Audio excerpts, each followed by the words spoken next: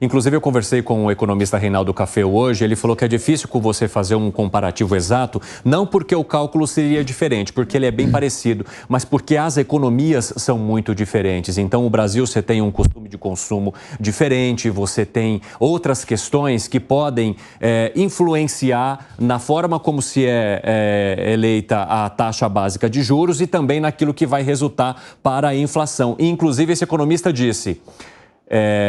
Por isso que não se pode tirar os olhos da taxa básica de juros, por isso que não se pode descuidar, porque a inflação ela pode crescer a qualquer momento. Quero saber de você, Alan Gani, controle de gastos baseado na conta do mais pobre, como mencionou aqui o Fábio Piperno. De que forma que você vê isso e qual que é a tua opinião, o teu ponto de vista? Bem-vindo. Legal, Evandro. Eu já vou começar discordando do Piperno. Por quê? Pelo seguinte, porque houve um aumento do auxílio de R$ 600 para os mais pobres.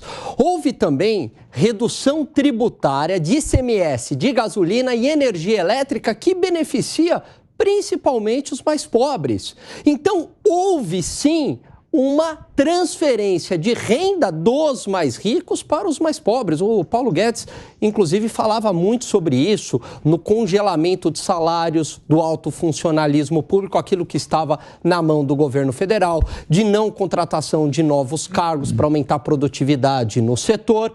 Então, eu vejo que foi um governo que se preocupou, dada a limitação da pandemia, em controlar o gasto. Eu falo dada a limitação porque é claro que a pandemia chegou num determinado momento, você também teve que gastar mais. Mas foi um governo com austeridade fiscal e sobre a regra do teto anterior que limitava a despesa. Diferente dessa nova regra aí, que eu, diferente do Piperno, eu vejo que há um risco inflacionário. Por quê? Porque essa nova regra, você já começa com inflação mais 0,6, é o mínimo, né? Então, está aumentando aí o gasto público. E também destacar, Evandro, o excelente trabalho do Banco Central. Tudo bem, aumentou os juros penaliza a atividade econômica, concordo. Mas a doença inflacionária é muito pior que a doença dos juros. E o Banco Central fez um trabalho muito competente e sem pressão do Jair Bolsonaro na época. Subiu os juros em época de eleição e o Jair Bolsonaro ficou quieto, deixou o Banco Central fazer o trabalho dele.